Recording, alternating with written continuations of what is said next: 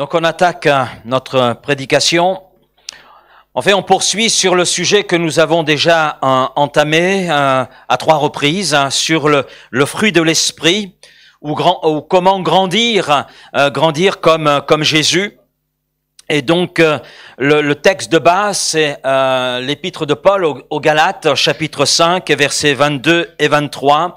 Et nous lisons ceci: « Mais le fruit de l'esprit, c'est l'amour, la joie, la paix, la patience, la bonté, la bénignité ou l'amabilité, la fidélité, la douceur, la tempérance ou maîtrise de soi selon les traductions. Et la loi n'est pas contre ces choses, dit l'apôtre Paul. » Le fruit de l'esprit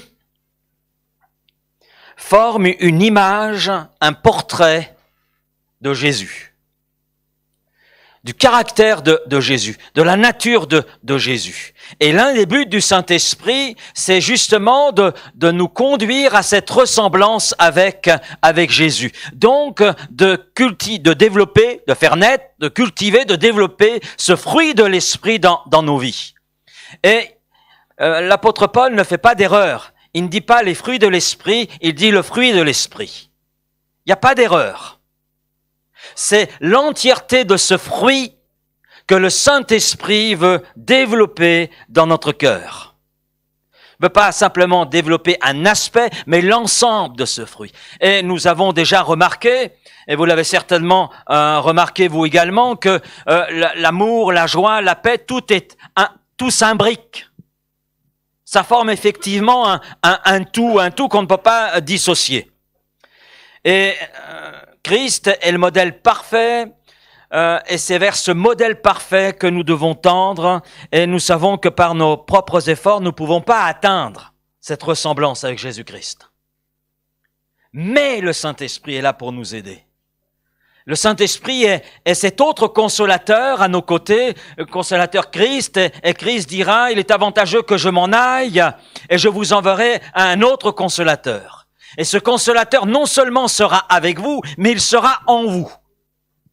Et depuis le jour de la Pentecôte, le Saint-Esprit, remplit l'Église, il remplit les pierres vivantes. Le Saint-Esprit est là en nous, et le Saint-Esprit, c'est cette personne divine indispensable qui nous conduit vers cette ressemblance vers Jésus-Christ. Donc, avec l'assistance du Saint-Esprit, il est possible effectivement d'atteindre ce portrait qui nous est donné de Jésus, l'amour, la joie, la paix, la patience, la bonté, la bénignité, la fidélité, la douceur, la tempérance, et c'est en accord et en plein accord avec la volonté de Dieu. Mais nous voyons que le fruit de l'esprit se découpe en plusieurs quartiers, plusieurs composantes. Et nous avons vu ensemble les 2 premières composantes. Nous avons vu l'amour et nous avons vu la joie. Et ce matin, nous allons mettre le focus sur la paix. La paix. Et il est clair que non seulement la paix est absente dans notre monde, je pense que là-dessus on est unanime. Il suffit de regarder l'actualité.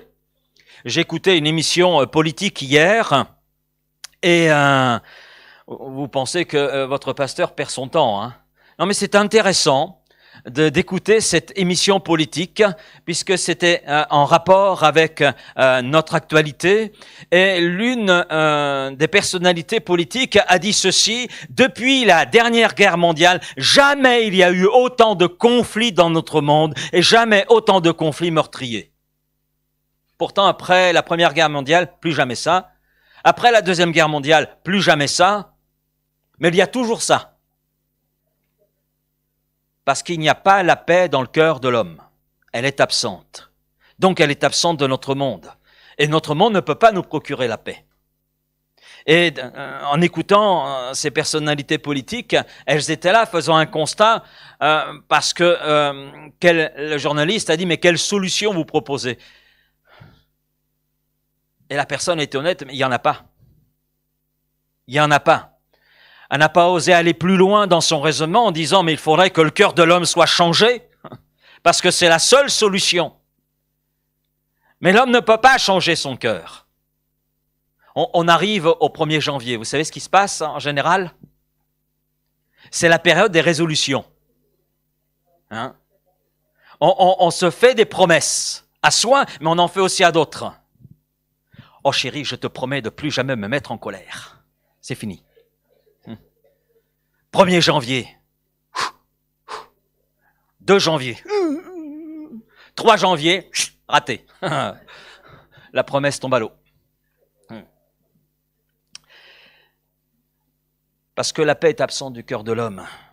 Elle est absente de notre monde. Le monde qui nous entoure aspire à la paix. C'est vrai, il y a une aspiration à la paix. Nous avons des marches pour la paix. J'ai remarqué que les marches pour la paix ne sont pas toujours des marches paisibles. On a un prix Nobel de la paix. On a des conseillers pour la paix. On a même des médicaments pour la paix. Mais il est impossible de trouver la vraie paix sans Dieu. C'est impossible. Impossible de trouver la vraie paix sans Dieu. Impossible de la trouver sans Jésus. Impossible de la trouver sans le Saint-Esprit, par qui vient le fruit de l'Esprit, dans lequel on trouve justement ce quartier important qu'est la paix. Billy Graham, dans l'un de ses écrits, a dit ceci: pour le chrétien, la paix n'est pas simplement l'absence de conflit ou de tout autre état artificiel que le monde a à offrir. Il s'agit plutôt de la paix profonde et durable que seul Jésus apporte au cœur. Et il a tout à fait raison. Alors, dans notre réflexion ce matin, le premier point, c'est la paix et Dieu. On va regarder ce que la Bible nous dit sur la paix et Dieu. Et c'est très intéressant parce qu'il y a 3 expressions. Vous avez certainement remarqué à travers votre lecture de la Bible, il y a 3 expressions que nous trouvons en relation avec la paix et Dieu. Ce sont les expressions Dieu de paix, paix de Dieu et paix avec Dieu. Et les trois expressions sont liées les unes aux autres, mais en chacune, il y a un accent particulier. Il y a une notion particulière. Alors, on va voir un petit peu ces 3 expressions. Dieu de paix. Dieu de paix. On trouve cette expression dans Romains 16, verset 20. Le Dieu de paix. Le Dieu de paix écrasera bientôt Satan sous vos pieds. Que la grâce de notre Seigneur Jésus-Christ soit avec vous. Donc, le Dieu de paix. C'est cette première expression. Et elle est très intéressante parce qu'elle nous dit quoi? Elle nous dit que Dieu a la paix en lui-même. Il est la paix. Il est la paix. C'est sa nature, c'est son caractère. On dit souvent que Dieu est amour. C'est sa nature, c'est son caractère. Et on l'a vu, je crois, c'est il y a 2 semaines, Dieu est le Dieu de joie. La joie appartient à sa nature au même titre que l'amour. Mais la paix appartient à sa nature au même titre que l'amour et la joie. Dieu est le Dieu de paix. En qui réside la paix? C'est ce qu'il est. Qui est Dieu? Dieu est amour, Dieu est joie, Dieu est paix. Comme je le disais il y a 15 jours, on a rarement, voire même jamais entendu parler de Dieu joyeux. D'ailleurs, toutes les représentations concernant Dieu, c'est souvent un vieux bonhomme sur un trône. Mais Dieu appartient au passé, il appartient au présent, il appartient à l'avenir. Il est. Et si Dieu siège au milieu des louanges de son peuple, c'est pour se réjouir avec son peuple. Parce que la joie lui appartient et il communique cette joie. Mais c'est la même chose au niveau de la paix. Elle est en Dieu et en lui seul. Il est paix. Il est paix. Il est joie. Il est amour. Et la Bible nous enseigne que Dieu est un Dieu en 3 personnes. C'est ce que nous appelons la Trinité ou triunité. Et les 3 personnes de la divinité vivent en parfaite paix et en parfaite harmonie. On ne voit pas le Père en désaccord avec le Fils, on ne voit pas le Fils en désaccord avec le Père, on ne voit pas le Saint-Esprit en désaccord avec le Père ou en désaccord avec le Fils. Il y a une harmonie parfaite, il y a une paix parfaite entre eux. Et Jésus le dit dans Jean 5, verset 19, « En vérité, je vous le dis, le Fils ne peut rien faire de lui-même. Et il fait ce qu'il voit de la part du Père. Et tout ce que le Père fait, le Fils aussi le fait pareillement. » Il y a une harmonie. Il y a une harmonie. Et Dieu est paix, mais Jésus est le prince de la paix. Donc on voit qu'il y a cette paix dans cette Trinité, et l'Esprit vit en parfaite harmonie aussi avec le Père et le Fils. C'est ce que Jésus développe d'ailleurs dans Jean 16, verset 13, quand le Consolateur sera venu, l'Esprit de vérité, il vous conduira dans toute la vérité. Il ne parlera pas de lui-même, mais il dira tout ce qu'il aura entendu, et il vous annoncera les choses à venir. Donc on voit à travers ces versets, bien d'autres, cet accord parfait qu'il y a dans la Trinité. C'est pour nous un exemple, un modèle. Il y a cette paix qui est là, parce que Dieu est paix. Et Jésus, en tant que Fils de Dieu, est venu et a manifesté à travers sa vie, à travers son ministère, à travers son œuvre, il a manifesté la paix de Dieu. Donc cette première expression, Dieu de paix, fait référence à la paix que Dieu a en lui-même. La deuxième expression, la paix de Dieu. Là, c'est la paix que Dieu nous donne. La paix que Dieu nous donne. Oui, cette deuxième expression fait référence à ce que Dieu nous donne. Dieu prend la paix qu'il possède en lui-même et il la partage avec nous. Waouh!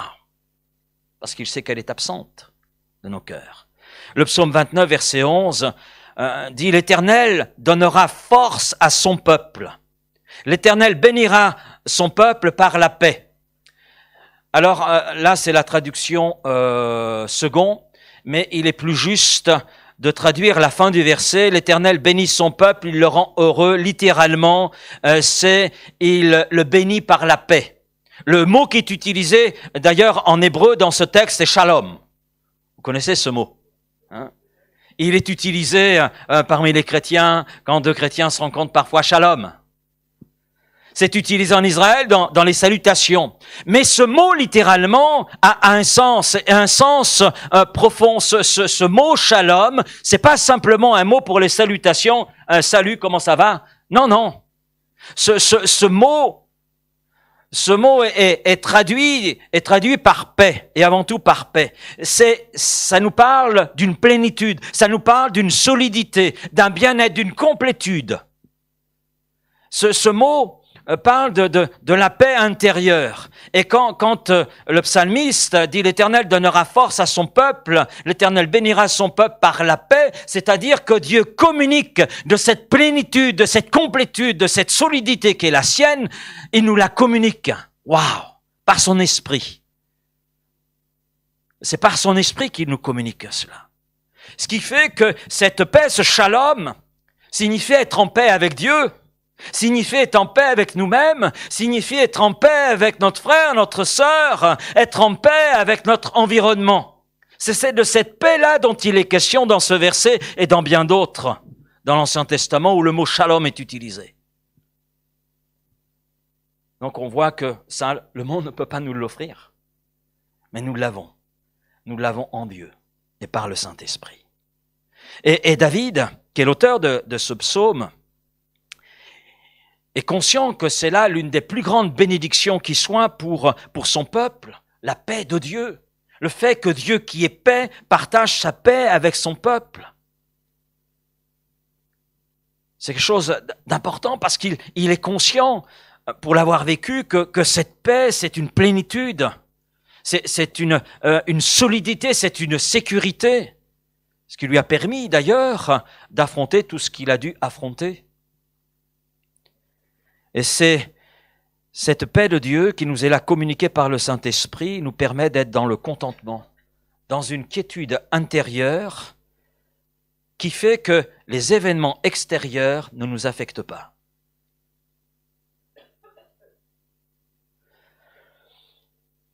Dans 2 Thessaloniciens, chapitre 3, verset 16, nous lisons ceci, « Que le Seigneur de la paix vous donne lui-même la paix, et cela en tout temps, de toute manière, que le Seigneur soit avec vous tous. » Là, c'est l'apôtre Paul qui s'exprime.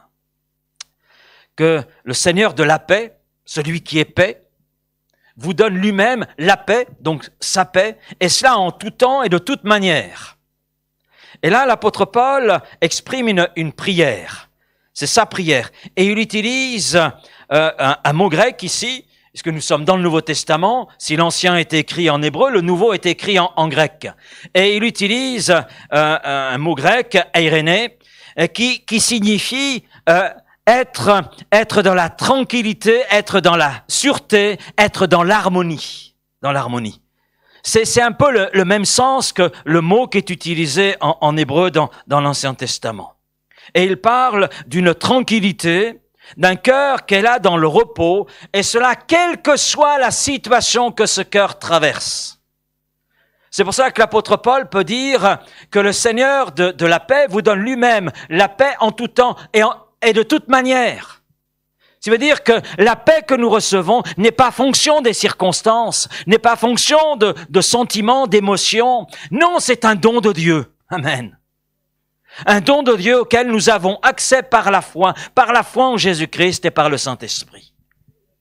Et il est clair que Dieu seul peut donner une telle paix. Il est la paix.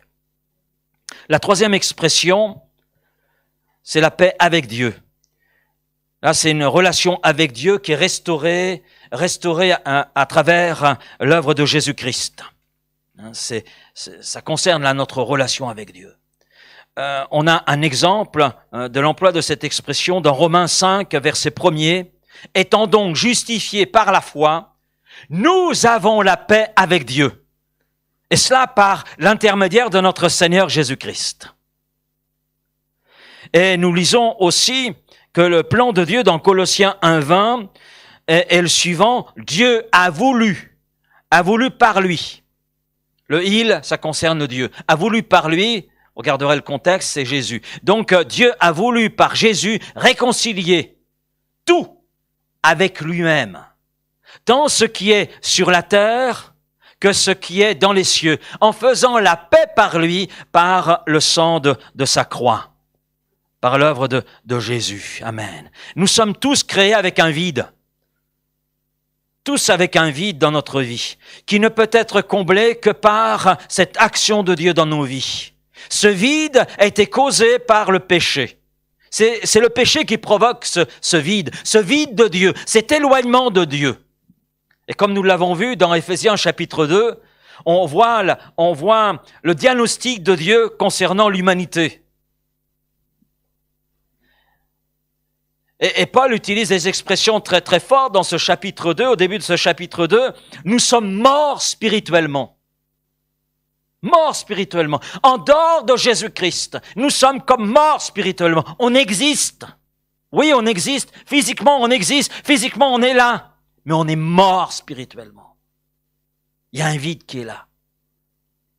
Un vide. Et l'apôtre Paul explique la raison, c'est en raison du péché. Nos péchés nous empêchent d'être en paix avec Dieu. Mais le péché nous empêche aussi d'être en paix avec nous-mêmes. Nous empêche d'être en paix avec notre environnement, avec ceux qui nous entourent. Et ce n'est que lorsque nous nous repentons, ce n'est que lorsque nous confessons nos péchés à Dieu et que nous plaçons notre foi en Jésus-Christ que nous avons accès, amen, accès, à cette paix de Dieu. Et Paul le dit très bien, en faisant la paix par lui, par Jésus-Christ, par le sang de sa croix, par l'œuvre de la croix. La paix avec Dieu ne vient que par le Prince de la paix, notre Seigneur Jésus-Christ lui-même. À travers ce qu'il a fait, parce que nous savons que s'il a donné sa vie sur la bois de la croix, ce n'est pas pour se sauver lui, mais c'est pour notre salut. C'est pour notre salut. C'est pour que nous puissions, nous, accéder au pardon des péchés, être réconciliés avec Dieu. Et dans cette réconciliation, recevoir la paix même de Dieu. Amen. Le deuxième point ce matin, c'est les obstacles à la paix. On parle de la paix à travers trois expressions, la paix est Dieu, mais il y a aussi des obstacles à la paix. Et nous allons en examiner quelques-uns. Je ne vais pas en citer beaucoup, je vais m'arrêter simplement sur trois obstacles. Je dirais ce sont les obstacles principaux à la paix. Trois obstacles que nous rencontrons dans nos vies. Le premier, c'est l'inquiétude. Vous connaissez l'inquiétude ?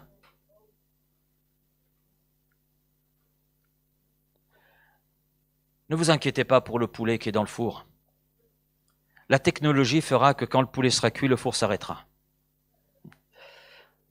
Oui, on s'inquiète pour beaucoup de choses. Hein. Est-ce que toutes ces choses valent la peine? Le deuxième obstacle, c'est la peur. Vous connaissez? Le troisième obstacle, le conflit. L'inquiétude, elle est liée à des problèmes potentiels. La peur, elle est liée à des problèmes très actuels. Et puis, le conflit est lié aux problèmes interpersonnels. On va voir cela un petit peu. Ce sont là des obstacles à la paix. Donc tout d'abord, l'inquiétude. L'inquiétude ou l'anxiété face à des problèmes potentiels. Potentiels. Eh bien, cela peut nous priver de paix. Je dis potentiel parce que souvent, on s'inquiète pour des choses qui en réalité n'ont aucune raison de nous inquiéter. Pour ça, je dis inquiétude pour des choses, des problèmes potentiels. J'ai mal à la gorge, je pense que je vais être malade.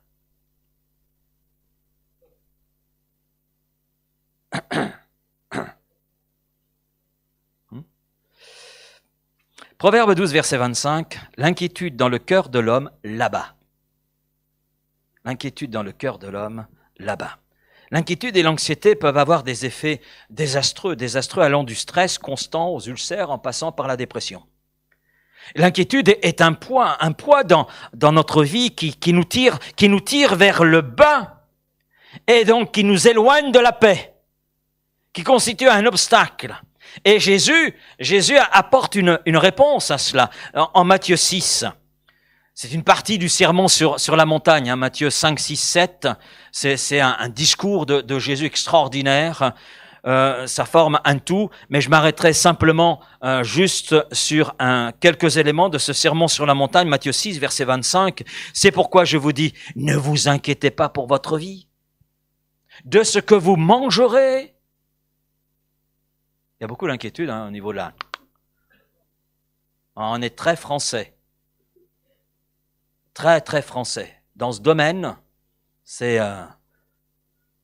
Quand un Français va à l'étranger, la première chose qu'il regarde, c'est la nourriture. Non? Écoutez, pour avoir vécu 20 ans à l'étranger, j'ai fait un certain nombre de pays, je vous assure, un Français se reconnaît à des kilomètres. Ne vous inquiétez pas pour votre vie de ce que vous mangerez, ni pour votre corps de quoi vous serez vêtu. La vie n'est-elle pas plus que la nourriture, et le corps plus que le vêtement? Verset 33. Cherchez premièrement le royaume et la justice de Dieu.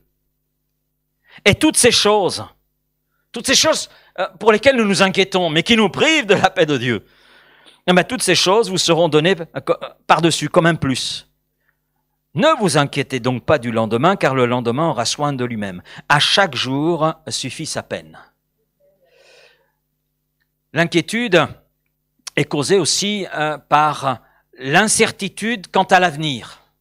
Il n'y a pas tellement longtemps, je discutais avec des jeunes et par rapport aux événements dans notre monde, je disais, mais il y a un retour qui approche, c'est celui de Jésus.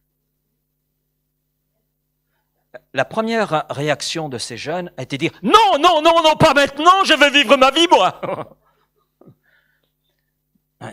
Ça traduisait en fait une inquiétude par rapport à l'avenir, peur de ne pas pouvoir vivre cet avenir qu'il imagine potentiellement bon.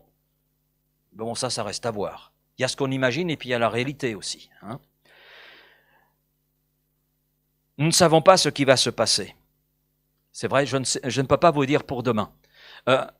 Si, je peux vous dire dans un certain sens. Pas dans les détails, mais dans la globalité, je vous rassure, tout va aller de plus en plus mal.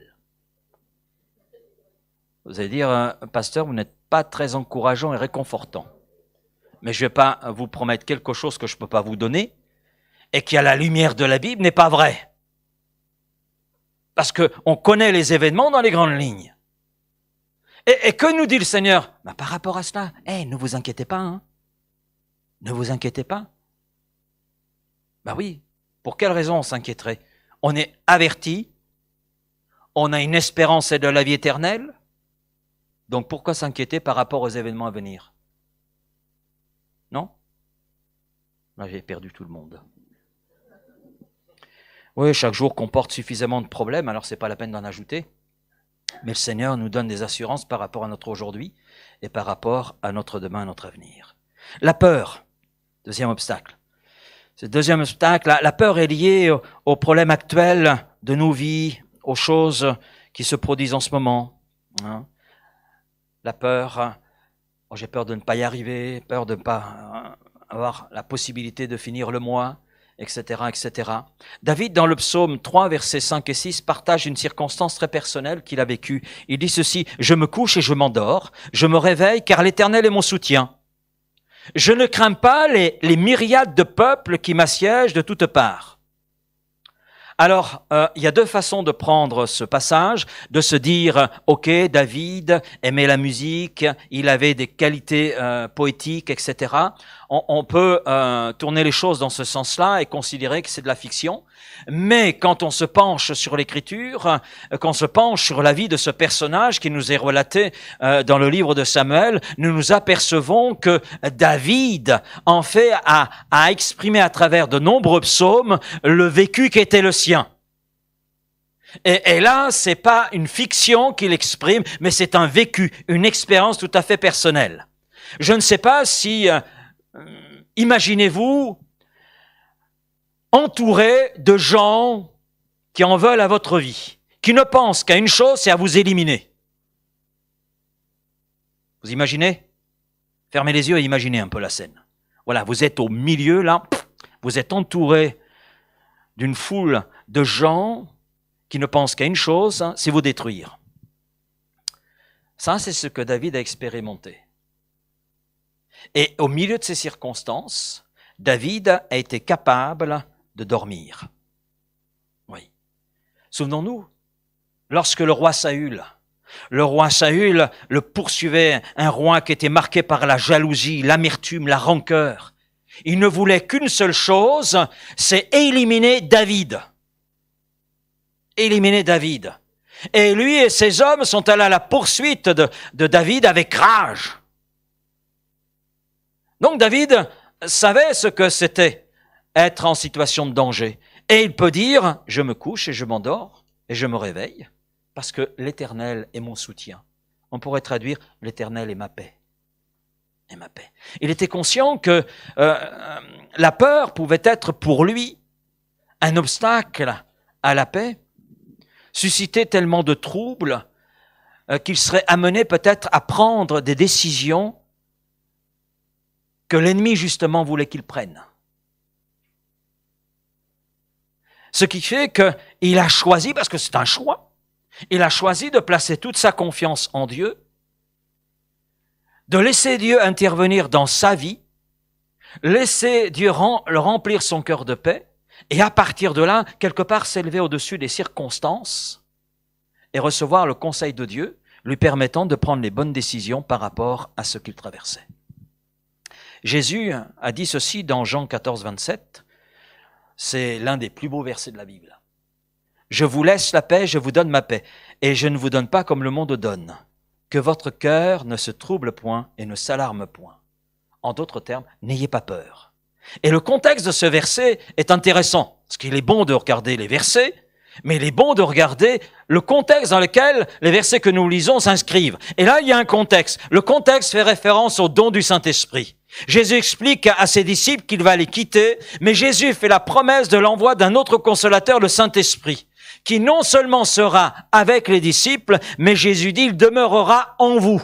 C'est-à-dire, il va résider, il va rester en vous. Et la promesse, nous savons, elle s'est accomplie. Elle s'est accomplie le jour de la Pentecôte et cette promesse, elle est pour nous encore aujourd'hui. Et Jésus nous laisse sa paix, amen, par le Saint-Esprit. Et quelle paix est-ce? Le Prince de paix nous donne sa paix, quelles que soient les circonstances dans lesquelles nous pouvons être, afin que dans ces circonstances, nous ne soyons pas assaillis par la peur, mais que nous puissions nous élever au-dessus des circonstances, les voir à leur juste valeur et pouvoir prendre les bonnes décisions par sa grâce. Troisième obstacle, le conflit, les problèmes interpersonnels. Vous connaissez? C'est un obstacle à la paix. savez, Dieu ne nous donne pas simplement la paix, il nous appelle à la paix. Premièrement, il fait la paix avec nous par l'intermédiaire de son Fils Jésus. Deuxièmement, il nous donne sa propre paix personnelle. Et troisièmement, il nous appelle à vivre en paix. Et les conflits, parce que nous sommes très humains, et chacun a son caractère, avec ses angles, avec ses arrondis, avec ses creux, ses bosses, tout ce que vous voulez. Et les conflits, menacent finalement cette paix. Cette paix que nous pouvons entretenir les uns avec les autres. Et vous savez, je ne sais pas si vous l'avez remarqué, mais les conflits, ça arrive très facilement. Très facilement. Vous avez remarqué cela? Il résulte de la chair et pas de l'esprit. Ça, c'est une certitude. Je cite souvent cette parole de Martin Luther, le réformateur, qui disait par rapport à la chair, à sa nature, « J'ai bon chercher à la noyer, mais elle sait bien nager. »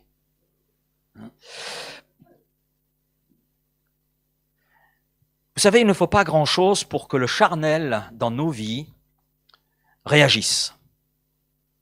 Une parole qui vient toucher notre susceptibilité. Oh, ne dites pas que vous n'êtes pas susceptible. Ne le dites pas, parce que je ne vous croirai pas. Parce que je crois que personne en ce lieu, moi compris, ne peut dire « je n'ai jamais été vexé par une parole ». Si quelqu'un peut me dire « moi je n'ai jamais été vexé par une parole », qu'il se lève parce que je veux connaître son secret. Bien. On est tous de la même nature. Vous l'avez remarqué? Un regard à travers lequel nous échafaudons tout un raisonnement. Oh, comment elle m'a regardé celle-là? Elle se prend pour qui? Hein? Non, personne n'a échafaudé tout un raisonnement de potentialité, de problèmes, etc. à travers un simple regard. Bon, c'est vrai qu'aujourd'hui, on se regarde de moins en moins, puisqu'on communique par SMS. Alors, les SMS, je vous assure, j'étais super bien en Asie. Je regrette cette période dans ce sens-là, parce qu'en fait, pour la sécurité, ma sécurité et surtout la sécurité de ceux avec lesquels je travaillais, donc les SMS, puisque tout était contrôlé par le gouvernement. Vous le répétez pas, hein? Donc, le retour en France, alors ça a été difficile, je le reconnais, hein, dans l'église on communique par le WhatsApp, a fallu que et j'ai pas encore, il y a des réflexes que je n'ai pas, et heureusement que Dieu a mis une femme à côté de moi qui me dit « Laurent, t'as répondu ?» Répondu à quoi? Mais on t'a envoyé sur WhatsApp un message. Voilà, donc c'est vrai que je suis encore en retard. Le starter est long à... Ah, je suis un diesel pour ça. Donc, long à se mettre en route. Mais, vous avez reçu des SMS. Vous savez tous ce que c'est un SMS. L'interprétation des SMS. Bonjour, comment vas-tu? Bonjour, comment vas-tu? On peut mettre sur les SMS toutes sortes de comportements. On peut échafauder toutes sortes de choses. Vous avez remarqué ça? Des petites choses. Oui, on peut échafauder tout un raisonnement qui peut être à des kilomètres de la réalité. Et je crois que dans ce domaine, l'être humain est très créatif, peut-être un peu trop. Il y a une attitude qui peut nous conduire à une conclusion hâtive. Un jour, je me suis trouvé dans une église, j'y suis resté d'ailleurs un bon bout de temps d'ailleurs dans cette église, j'en étais le pasteur. Et au début, je me souviens, un groupe de gens sont venus me voir à cause de mon attitude. Votre attitude, pasteur, est vraiment particulière. Wow. C'est-à-dire, vous regardez toujours du même côté. Vous regardez toujours à droite, jamais à gauche. Ah ben j'ai ça alors, j'ai jamais remarqué. Eh ben nous on a remarqué. Pourquoi vous regardez toujours à droite? Parce que nous sommes à gauche, vous ne nous regardez jamais. Ah oui, ça c'est vrai ça. J'ai jamais remarqué votre présence. En fait, ces personnes ont traduit une attitude dont je n'étais pas conscient, mais dont aujourd'hui je suis conscient, Parce que ça m'a amené une réflexion. Tout simplement parce que vous avez devant vous un pasteur qui ne voit que d'un œil. Eh oui. Suite à un accident, donc j'ai perdu la vue d'un œil. Ce qui fait que quand je regarde, là je vous vois tous, parce que je suis au milieu. Hein? Mais si je me décale un peu, ou j'avais une posture qui faisait que, effectivement, avec mon corps, je me décalais, etc., pour mieux voir, mieux me concentrer. Donc des gens remarquaient que à gauche, mais vous êtes vu ce matin. Voilà. Donc j'ai été obligé d'adapter un petit peu les choses. Et qu'est-ce qu'on remarque de tout cela? Que pour rentrer dans des conflits interpersonnels, il suffit de simples grains de poussière. Oui. Comme on dit dans le sud, des bébéilles. Des bébéilles. Des choses. Et sur ces petites choses naissent des malentendus, naissent des conflits qui parfois conduisent à des divisions même au sein du peuple de Dieu. La majorité des divisions aujourd'hui dans le christianisme ne sont pas des hérésies doctrinales, c'est à la base des conflits interpersonnels. C'est monsieur le révérend prophète un tel qui veut créer son truc. Etc., etc. Moi, je ne vais pas rentrer dans tout ce portrait, c'est pas mon sujet. Alors Jésus nous en parle de ce problème. Parce qu'il y a le problème et puis il y a la solution. Amen. Alors regardons un petit peu. Matthieu 5, verset 23. Si donc tu présentes ton offrande à l'autel, et que là tu te souviennes que ton frère a quelque chose contre toi, laisse là ton offrande devant l'autel, et va d'abord te réconcilier avec ton frère, puis viens présenter ton offrande. Ça veut dire que si quelqu'un a quelque chose contre moi, venez me voir. Hein. Et si j'ai quelque chose contre quelqu'un, j'irai vous voir. Maintenant, c'est pas parce que je vous visite que j'ai quelque chose, hein. Attention. Oui, un jour, j'ai visité une sœur comme cela, et puis j'ai sonné à sa porte, elle a ouvert. « Monsieur le pasteur, qu'est-ce que j'ai fait ?» Je lui dis rien. « Mais pourquoi vous êtes là ?»« Mais on a pris rendez-vous dimanche, je viens vous rendre visite. » Voilà. Et ces choses qui l'avaient ému, bon, il y avait des raisons qui l'ont amené à réagir comme cela. Voilà. Et par la suite, donc, à vrai dire, j'allais régulièrement chez elle. Elle habitait au-dessus de l'église, vous imaginez. Donc, j'avais le petit café et tout. Amen. Donc, si tu présentes ton offrande à l'autel et que là, tu te souviens que ton frère a quelque chose contre toi, laisse-la ton offrande devant l'autel et va d'abord te réconcilier avec ton frère. Et puis, viens présenter ton offrande. La paix interpersonnelle est si importante pour Dieu que si nous ne sommes pas en paix avec un frère ou une sœur, Dieu nous dit d'interrompre notre culte. C'est pas la peine d'aller plus loin, ton culte ne va pas être agréé. Va régler le problème, va te réconcilier. Puis ensuite, tu reviens offrir ton offrande. Parce qu'au regard de Dieu, c'est vrai, il y a l'offrande, mais il y a le cœur. Et Dieu regarde au cœur. Dieu ne s'arrête pas aux apparences. Les apparences, c'est l'offrande, mais Dieu regarde au cœur, à notre cœur. Notre cœur est d'une grande valeur. C'est pour ça d'ailleurs que dans l'un des proverbes, il est dit, je crois c'est 23.4, et il est dit, ou 4.23, je ne sais plus, à chaque fois je mélange les deux. Vous vérifierez, garde ton cœur, ou veille sur ton cœur, ou sois vigilant sur ton cœur, plus que sur toute autre chose, parce que de lui viennent les sources de la vie. C'est 4.23 ? Voilà, 4.23.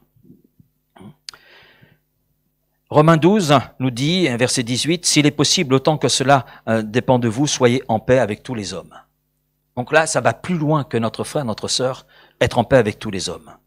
Et j'aime ce verset parce qu'il est très réaliste. Premièrement, il reconnaît que la paix avec les autres n'est pas toujours possible, c'est vrai. Il y a des situations où c'est difficile. Tout le monde n'est pas disposé à vivre en paix avec nous. Hein. C'est OK. Mais deuxièmement, nous dit ce verset qu'il nous faut faire ce que nous pouvons, la part qui nous revient. Et au-delà, eh bien savoir remettre la situation entre les mains de Dieu, qui lui est capable de dénouer les nœuds les plus délicats.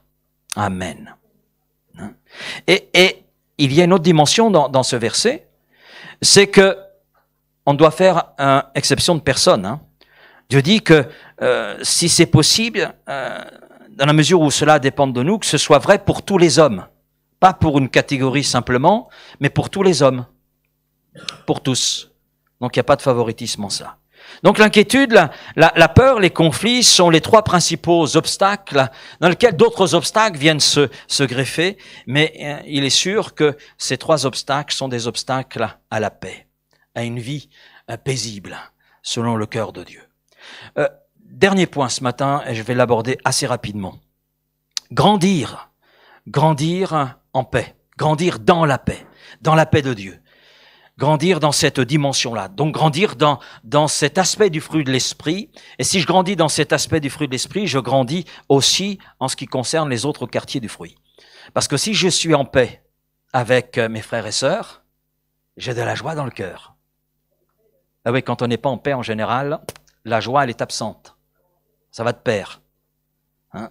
C'est pour cela que l'apôtre Paul, souvent dans ses salutations, ajoute les deux mots, que la paix et la joie. Ou alors que l'amour et la paix.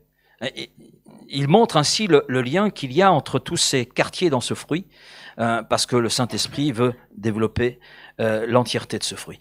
Alors, comment grandir dans la paix? Premièrement, ça semble évident, faire confiance au Seigneur. Ben oui, c'est tellement évident qu'il est bon de le rappeler. Hein. Et Ésaïe 26, verset 3, dans la version Darby, qui est plus juste par rapport à notre version Louis II, dit « Tu garderas dans une paix parfaite l'esprit qui s'appuie sur toi, car il se confie en toi. » Donc ça veut dire que celui qui prend appui sur Dieu avec confiance, Dieu lui assure une paix parfaite. Tu garderas dans une paix parfaite.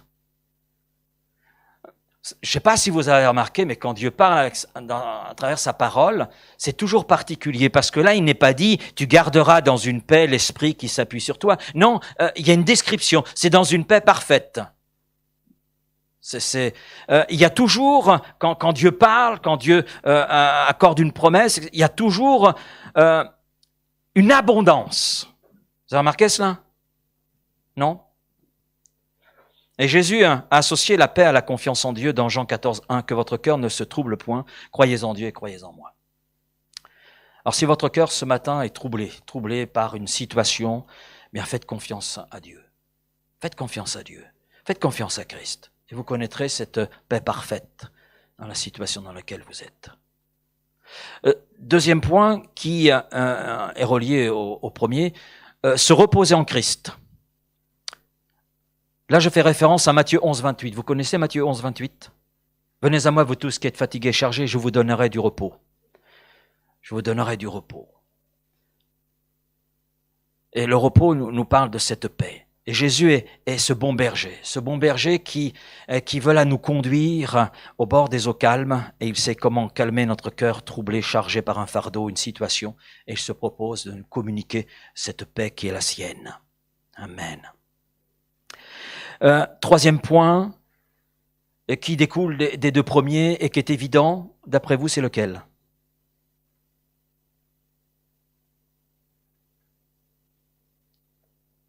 Je vais vous le dire, vous allez me dire, mais oui, c'est évident.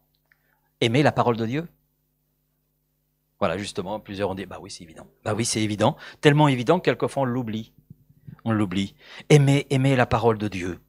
La lire, l'étudier, la mémoriser. Lire, méditer la parole de Dieu, la mémoriser, ce n'est pas sans conséquence dans notre vie.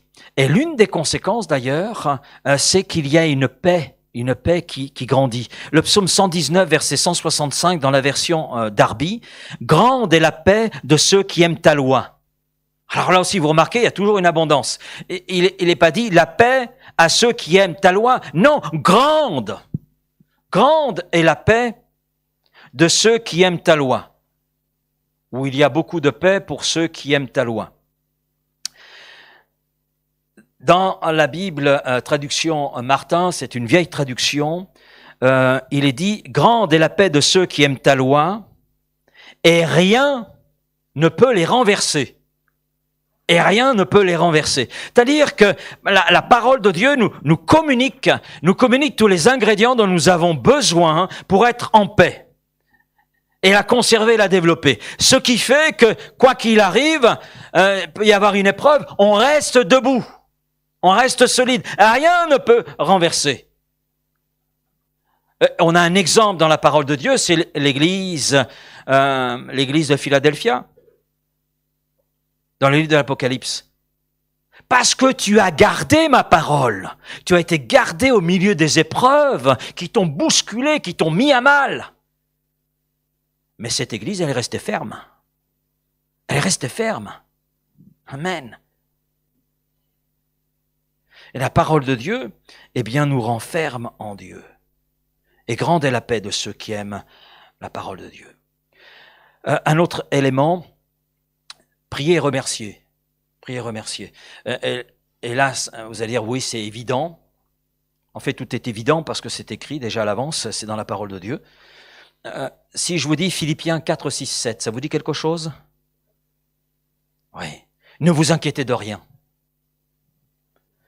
Mais en toute chose, notez bien, en toute chose, donc en toute situation, quelle que soit la situation qui peut arriver, elle est petite à nos yeux, elle est moyenne, elle est grande, peu importe l'échelon que l'on nous donne, faites connaître vos besoins à Dieu par des prières et des supplications avec des actions de grâce.